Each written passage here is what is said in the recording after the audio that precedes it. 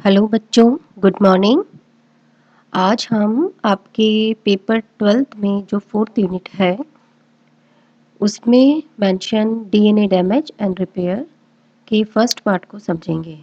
सबसे पहले हम इस पार्ट में देखेंगे कि डीएनए डैमेज किस प्रकार से होता है और डीएनए डैमेज क्या है। डीएनए की केमिकल स्ट्रक्चर में कोई भी एबनॉर्मलिटी या एरर डैमेज कहलाती है। डीएनए डैमेज होने से डीएनए की जेनेटिक मटेरियल या स्ट्रक्चर में चेंजेस आ जाते हैं, जिससे कि रेप्लिकेशन प्रोसेस रुक जाती है तथा न ही कोई प्रॉपर फंक्शनिंग हो पाती है। ये म्यूटेशन से थोड़ा डिफरेंट है, क्योंकि म्यूटेशन में डीएनए की बेस सीक्वेंस या तो बेस पेयर्स में चेंजेस होते हैं और इससे क्या डीएनए डबल हेलिक्स की जो प्राइमरी स्ट्रक्चर है वो भी प्रभावित होती है।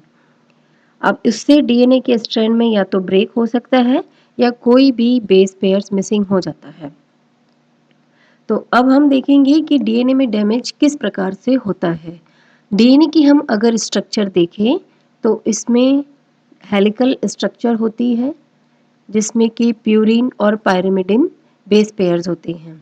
तो एक प्यूरिन दूसरे पायरिमिडिन से बेस पेयर्स करते हैं और आपस में हाइड्रोजन बॉन्डिंग इनकी रहती है।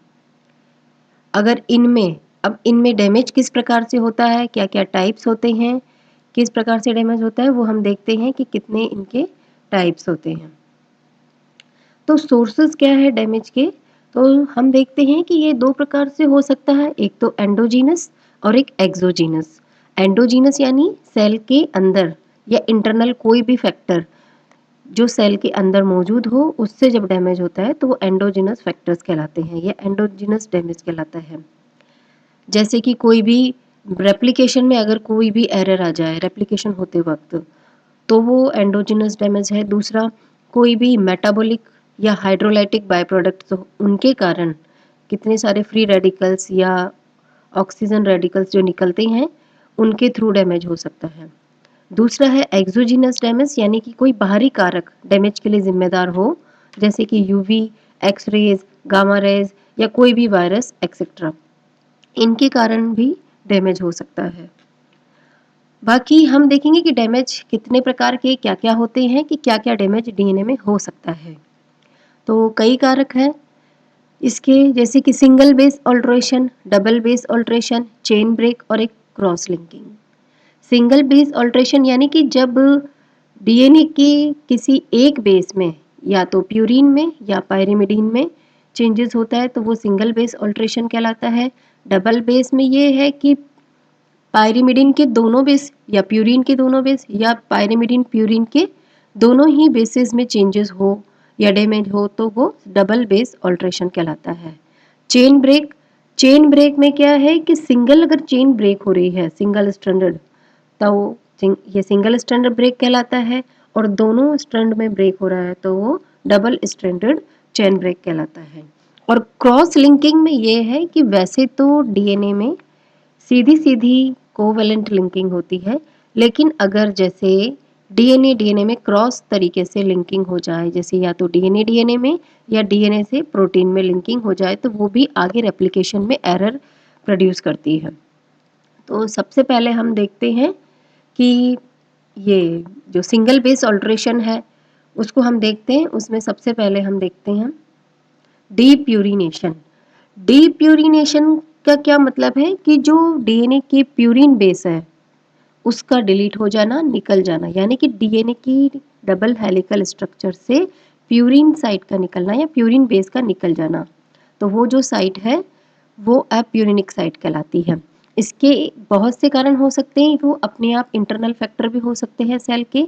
दूसरा, कोई भी केमिकल जैसे कि एस्ट्रोजन, उसके थ्रू ये इंडक्शन हो सकता है, या यूवी रेडिएशन, आयोनाइजिंग रेडिएशन और एल्काइलेटिंग एजेंट्स या फ्री रेडिकल जितने भी हैं, ज़्यादातर तो ये रेडिएशन से ही होता है। तो ये तो डीप्यूरिनेशन है।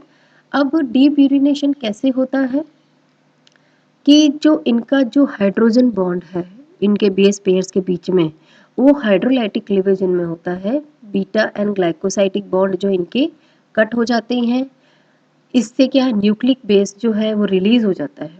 रिलीज हो या ना, यानी कि इसके स्ट्रक्चर से निकल जाता है। निकलते से ही वो जो डीएनए की साइट है वो अप्यूरिनिक साइट कहलाती है, यानी कि उसमें जो प्यूरिन बेस है वो वहाँ से एब्सेंट हो जाता है।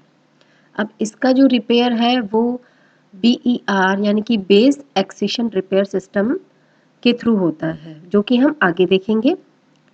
फिर ये हम डायग्राम में देख सकते हैं कि जो गुआनिन है वो डीएनए की स्ट्रक्चर से बाहर निकल गया है। तो इस तरीके से प्यूरिन ये अप्यूरिनिक साइट कहलाती है। दूसरा है डीएमिनेशन। एमिनेशन यानी कि अमोनिया। जब डीएनए के स्ट्रक्चर से बेस पेयर्स की जो स्ट्रक्चर है उसमें से अमोनिया बाहर निकल जाता है, तो वो जो प्रोसेस है डीएमिनेशन कहलाता है। इसमें भी यही कि इसको जो हाइड्रोजन बॉन्ड्स है वो ब्रेक हो जाते हैं, उससे अमोनिया ग्रुप है किसी भी मॉलिक्यूल से जो अमाइन ग्रुप है वो बाहर निकल जाता है, तो वो जो प्रोसेस है डीएमिनेशन कहलाता है। ये स्पॉन्टेनियस भी हो सकता है या फिर कोई केमिकल से भी इंड्यूस हो सकता है। स्पॉन्टेनियस डीएमिनेशन जैसे साइटोसिन है, साइटोसिन से अगर हम अमोनिया ग्रुप को देखते हैं निकल जाता है तो यूरेसिल में कन्वर्ट हो जाता है। एडेनिन जो है अगर अमोनिया निकल जाता है तो वो हाइपोक्सेंथिन में कन्वर्ट हो जाता है। गुआनिन से निकल जाता है तो जेंथिन में। 5 मिथाइल साइटोसिन से अमोनिया ग्रुप निकलता है तो वो थाइमिन में कन्वर्ट हो जाता है। यहाँ हम एक चीज़ ये देखेंगे कि जो कन्वर्जन है, ये जो कन्वर्जन है जब प्यूरिन की जगह प्यूरिन ही कन्वर्ट हो जाता है, जैसे माना एडेनिन है, एडेनिन का कन्वर्जन अगर गुआनिन में हुआ यानी कि प्यूरिन से प्यूरिन में हुआ तो ये जो कन्वर्जन है वो ट्रांजिशन कहलाता है। और अगर प्यूरिन का पायरिमिडिन में कन्वर्जेशन हुआ तो ये ट्रांसवर्जन कहलाता है। अगर डीएनए की स्ट्रक्चर में कोई भी बेस पेयर मिसिंग होता है, कि अगर बेस पेयर प्यूरिन है और प्यूरिन की जगह वापस प्यूरिन आता है तो ट्रांजिशन, और प्यूरिन की जगह या पायरिमिडिन की जगह प्यूरिन आता है तो वो ट्रांसवर्जन कहलाती है ये प्रोसेस। दूसरा है कि नेक्स्ट हम देखते हैं कि अल्काइलेशन, जो भी चेंजेस होते हैं इसमें सिंगल बेस स्ट्रैंड में अल्काइलेशन। अल्काइलेशन का मतलब क्या है कि अल्काइल ग्रुप का ऐड होना, जैसे कि मिथाइल ग्रुप, इथाइल ग्रुप या प्रोपाइल ग्रुप। ये अगर एक मॉलिक्यूल से दूसरे मॉलिक्यूल में कोई भी अल्काइल ग्रुप ऐड होता है या ट्रांसफर होता है तो उसको अल्काइलेशन कहा जाता है। ये मोनोफंक्शनल भी हो सकता है या बाईफंक्शनल भी हो सकता है। मोनोफंक्शनल का ये मतलब है कि कोई भी इलेक्ट्रोफिलिक कंपाउंड या जो भी इससे एक ही एल्किल ग्रुप अटैच होता है तो वो मोनोफंक्शनल कहलाता है। दूसरा बाईफंक्शनल, जब 2 एल्किल ग्रुप्स ऐड होते हैं तो वो बाईफंक्शनल एजेंट्स कहलाते हैं। अब हम आगे इसमें देखते हैं बेस एनालॉग इनकॉर्पोरेशन। इसी सिंगल बेस ऑल्ट्रेशन में हम देखते हैं बेस एनालॉग का क्या मतलब है, कोई भी बेस जो डीएनए का एनालॉग यानी सिमिलर हो, मिलता जुलता दिखता हो, फंक्शन या स्ट्रक्चर उसकी लगभग उस बेस पेयर से मिलती जुलती हो। तो जब रेप्लिकेशन की प्रोसेस होती रहती है तो क्या होता है कि जब नई डॉटर स्ट्रैंड बनता है, डीएनए पेरेंट डीएनए से नया डॉटर स्ट्रैंड बनता है, तो इसमें एक बेस एनालॉग या उसी बेस से मिलता जुलता कोई दूसरा बेस अटैच हो जाता है। जैसे कि एडेनिन है, एडेनिन ऐड होना था लेकिन ऐड हो गया गुआनिन, प्यूरिन से प्यूरिन ट्रांसफर हो गया। तो ये जो प्रोसेस है वो कहलाती है बेस एनालॉग इनकॉर्पोरेशन, यानी कि उस डीएनए स्ट्रक्चर में कोई भी बेस उसी से मिलता जुलता बेस जब ऐड हो जाता है तो उसको बेस एनालॉग इनकॉर्पोरेशन कहा जाता है। उससे डीएनए जो है डैमेज हो जाता है। ये जो पेरेंट डीएनए से डॉटर डीएनए बनती है तो उसमें आगे से आगे ये जो स्ट्रक्चर है बेस पेयर सब्स्टिट्यूशन हो जाता है डीएनए मॉलिक्यूल में, और एक जो है नॉर्मल डीएनए भी बनता है। लेकिन हम डायग्राम में देख सकते हैं कि थायमीन और एडेनिन से बेस पेयरिंग है, तो इसमें जब रेप्लिकेशन हुआ नया डीएनए बना, डॉटर डीएनए बना, तो थायमीन की जगह 5 ब्रोमो यूरेसिल ने ले ली, इसको सब्सटीट्यूट कर दिया थायमीन को, और 5 ब्रोमो यूरेसिल ऐड हो गया एडेनिन से। तो ये जो है एक मिसमैच हो गया। आगे हम देखते हैं कि जब ये एप्लीकेशन होता रहता है इसमें, तो एक स्ट्रैंड तो सिंपल बन जाता है, नॉर्मल बन जाता है, दूसरा जो स्ट्रैंड है बिल्कुल एरर उसमें चलती रहती है, ये एरर आगे तक भी चलती रहती है। नेक्स्ट हम देखते हैं मिसमैच बेस। मिसमैच बेस जो है सेल में अपने आप ही स्पॉन्टेनियस भी बनता रहता है। इसमें क्या होता है कि जब भी रेप्लिकेशन प्रोसेस होती रहती है कि अगर एडेनिन को थाइमिन से बनाना होता है, एडेनिन से थाइमिन से बेस पेयरिंग करनी होती है, लेकिन होता क्या है कि जो बेस पेयरिंग है वो या तो साइटोसिन से हो जाती है या कोई भी इसके जो अदर साइड है उससे हो जाती है, तो इसको हम कहते हैं कि मिसमैच बेस। या कभी कभी इस तरीके से होता है कि एडेनिन एडेनिन की बजाय जो थाइमिन की बेस पेयरिंग है वो गुआनिन से हो जाती है, तो ये मिसमैच बेस पेयरिंग कहलाती है। अब इसके अकॉर्डिंग ही जो रिपेयर सिस्टम में इसके अकॉर्डिंग ही इसको पहचानना होता है और उसके अकॉर्डिंग ही रिपेयर सिस्टम लागू करना पड़ता है। अब है डबल बेस ऑल्ट्रेशन, यानी कि दोनों बेस में ही ऑल्ट्रेशन या चेंजेस कैसे होते हैं। तो सबसे पहले हम देखते हैं पायरिमिडिन डाइमर। आपने नाम भी सुना होगा, purine dimer, pyrimidine dimer. Pyrimidine में साइटोसिन थाइमिन पायरिमिडिन है, बेस है। तो जब डाइमर का मतलब होता है द्विलक, यानी कि जो दो पायरिमिडिन के दो अणु साथ साथ आ जाते हैं तो वो उसको पायरिमिडिन डाइमर कहते हैं।